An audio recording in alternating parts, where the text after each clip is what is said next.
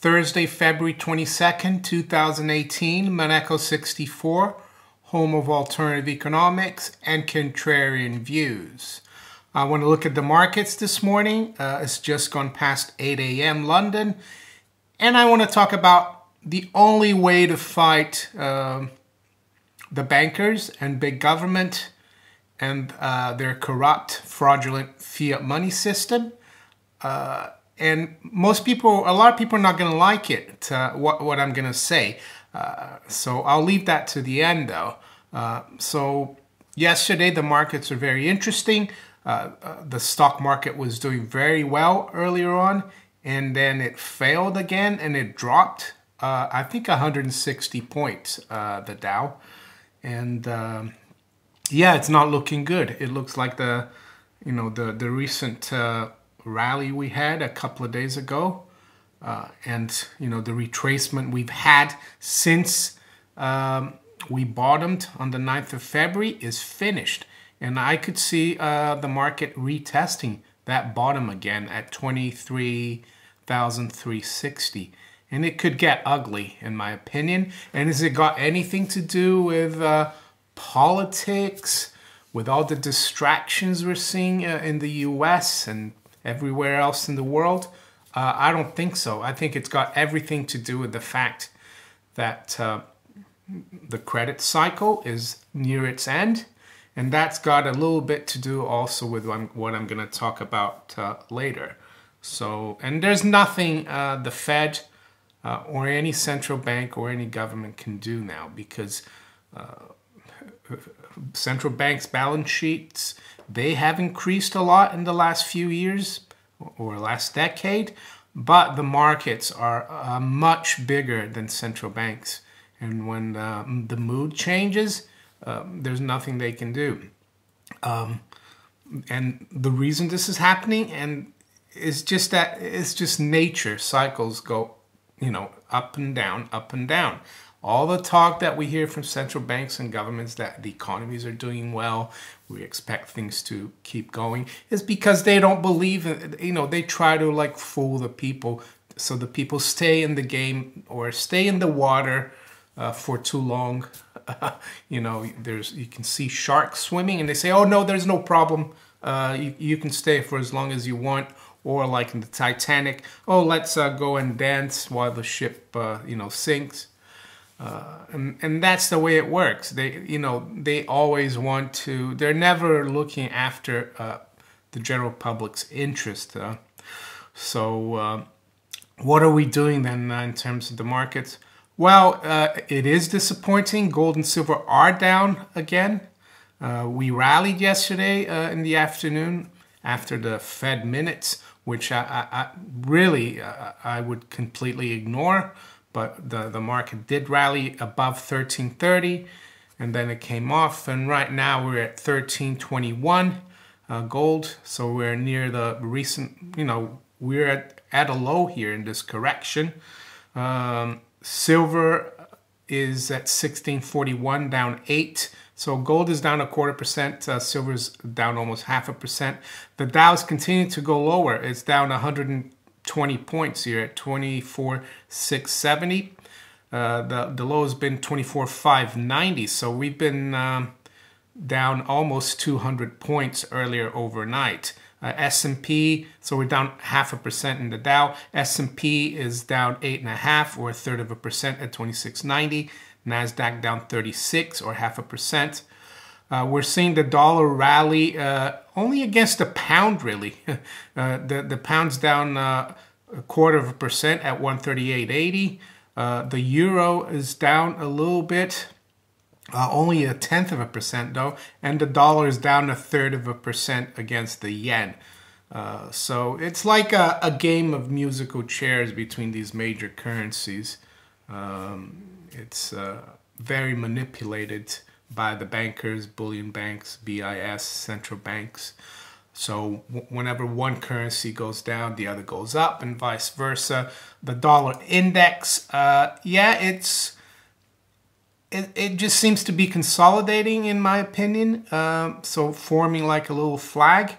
The trend, of course, still looks lower unless we're able to break back above the low from, let's see, September last year at 91.01. If we can break back above that, I don't see the trend changing. I think we might consolidate a little more here in the next few days.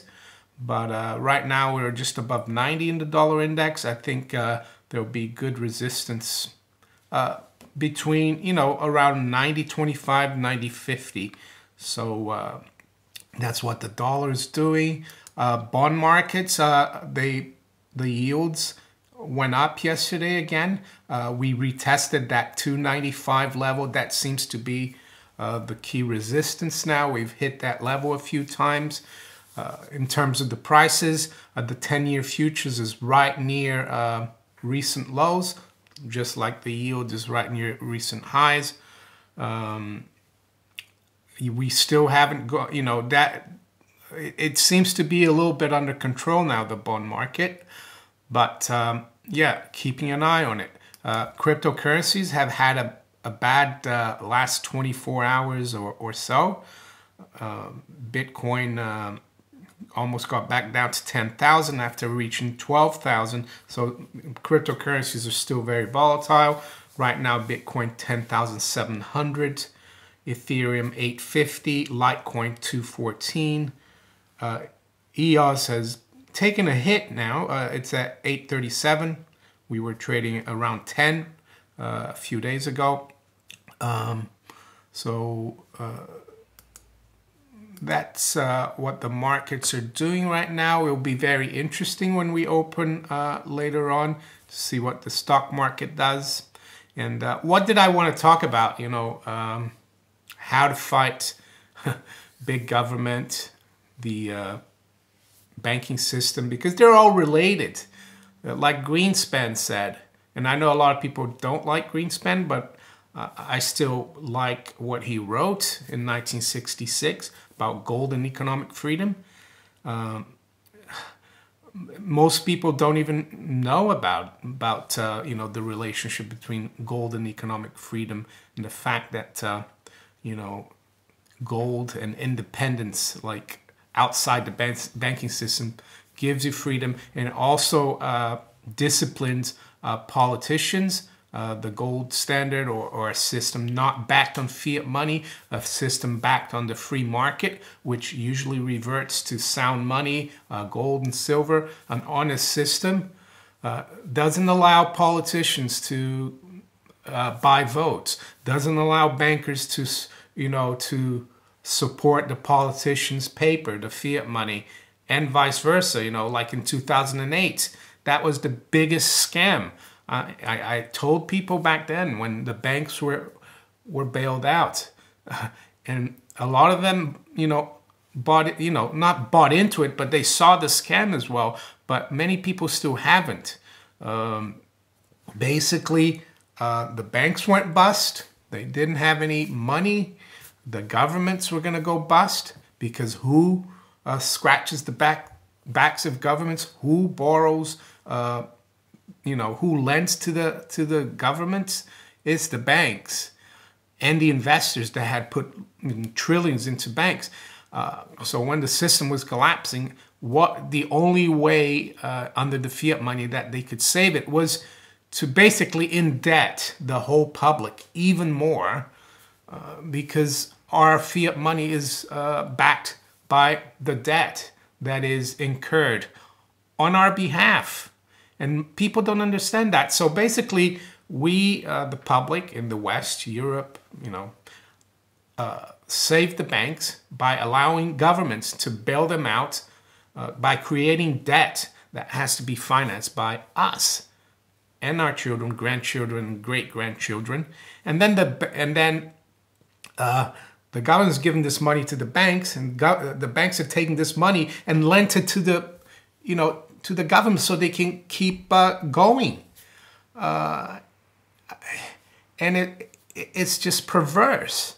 And it's amazing that people don't understand that. But that's why I do these videos. So what's the only way to fight them? Well, the only way to fight them is not to play their game. I know it's easier said than done, and if we want to live in in society and like do things and do what I do, or you need to operate sometimes with banks. But what I mean by not playing their game is try to avoid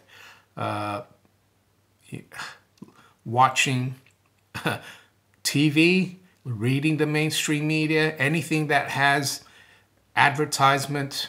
I remember in the 80s when I was at university in the States, I remember an advert about home buying. I was still a university student. I always thought it was funny.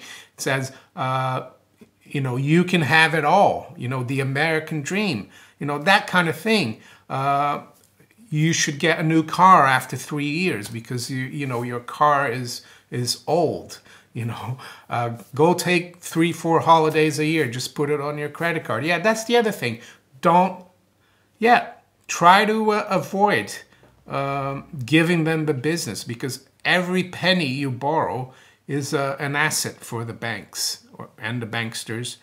And try not to be dependent on government, because every time you make yourself dependent on government or count on government, they have the justification to keep the welfare state going. So what do we do? Everyone has his or hers individual circumstances. What you need to do is try to get out of the system as much as possible. Cut the debt, cut the credit cards, live within your means. I mean, the most important thing to live is shelter, how can I say, food, energy, and clothing. Yes, of course, I'm not saying we should become hermits or subsistence farmers, but try to avoid things that are unnecessary. That's how I look at it. And in terms of trying to save monetarily, there's no better way than gold and silver, physical gold and silver. Yes, try cryptocurrencies if you're inclined, but learn about it, see what it's all about. I'm not here to do that in detail. You need to, there's loads on the internet. Just Google it and do like I did. I learned it on my own as well. But personally, I feel safer having a few of these, like, physical. I know they're gathering dust, but as physical silver coins, these are quarters and some $50. They're gathering dust, and I've had them for years. But as long as I don't need to spend them, I'm fine. It's the old Gresham's law. Spend the money that's worthless as quickly as possible. Keep the good money for a rainy day. So that's what I want to say. What about gold and silver in terms of the prices? Yes, it's frustrating, but unfortunately, a lot of people, speculators, traders, they play the game. They look at gold and silver as a speculative, instrument, and that's how the central banks and bullion banks are able to keep control of the price. My recommendation for not the traders, but for the everyday person is just to buy the physical and keep hold of it. Try the glint card, which I tried, but I put a minuscule amount of it in it. Do I really want to spend gold? No. So in the end of the day, it's a savings. Investments and speculation is not savings. That's the other thing they've corrupted. They've made people believe that putting money in the stock market is saving money. But saving money is putting money in sound money, real money that you'll be able to spend in the future, and that money will have purchasing power. It's not having money in the stock market that's saving. That's speculation. So that's my rant for the day, if you want to call it that. I think, things are getting very interesting in the markets, and we are near the end of the credit cycle. And maybe the public will go, I don't want the debt anymore. I don't need it anymore. And yeah, that's it. So if you enjoyed this video, please like, share it, subscribe to my channel if you haven't yet. And you can also follow me on steemit.com and on Twitter. And I'll talk to you later. Bye.